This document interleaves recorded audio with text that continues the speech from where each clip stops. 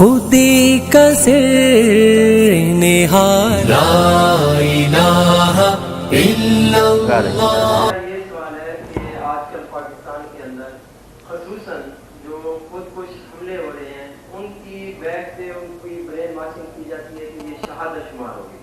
کیا یہ جب وہ خود کش حملے کرتے ہیں اس سے کئی مسلمان بیچارے شہید ہو جاتے ہیں، مار جاتے ہیں، نقصان ہوتا ہے، کیا وہ بندہ جو خود کش حملہ کر رہا ہے وہ شہادت میں شمار ہوگا یا کیا اس کا اس پہلو میں؟ بس آپ کو سوال عمومی انداز میں کرنا چاہیے پاکستان میں کیا ہو رہا ہے، یہ دوسرے اللہ یہ رائے فرمائے ساری دنیا میں بربادی ہو رہی ہے۔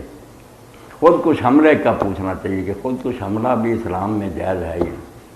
اگر حالات ایسا ہی رخ اختیار کریں کہ کوئی چارہ نہ رہے سوائے اس کے کہ بس میں اپنے آپ کو ماروں اور ساتھ ہی ان کو برباد کر دوں، تو پھر اس کو ناجائز نہیں کہنا چاہیے،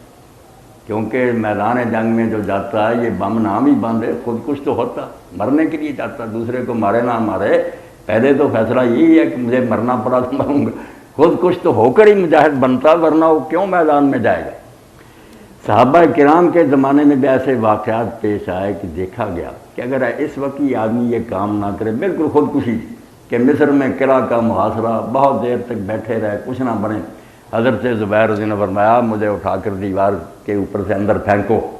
میں دروازہ کھولوں ورنہ یہ اسی طرح ہی رہے گا معاملہ۔ اب یہ بالکل خودکش والی بات تھی، اوپر سے پھینک دیا، دشمن ٹوٹ پڑے، لڑتے جھگڑتے یہ دروازے تک چلے گا، چلو اللہ کی مہربانی سے دروازہ کھل گیا، قلعہ فتح ہو گیا۔ اور ساتھ یہ جو بات ہے کہ بے گناہ بھی مر جاتے ہیں، جو ساری دنیا کے بے گناہوں کو جان بوجھ کر مار رہے ہیں ان کی تو کوئی بات نہیں کرتا، دن کے مقابلہ میں بیچارے یہ مجبور ہو گیا کہ ہم کچھ ایسا کریں، وہ ظالم کر رہے ہیں، پوری دنیا کی آبادیوں کو برباد کر رہی ہے، ایک بم پھینکتے لاکھوں بچے عورتیں مرتے،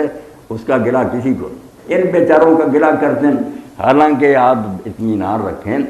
شریعت اسلامیہ میں جب یہ مسئلہ پیش ہے نا، پہلے دور میں بم تو نہیں تھا،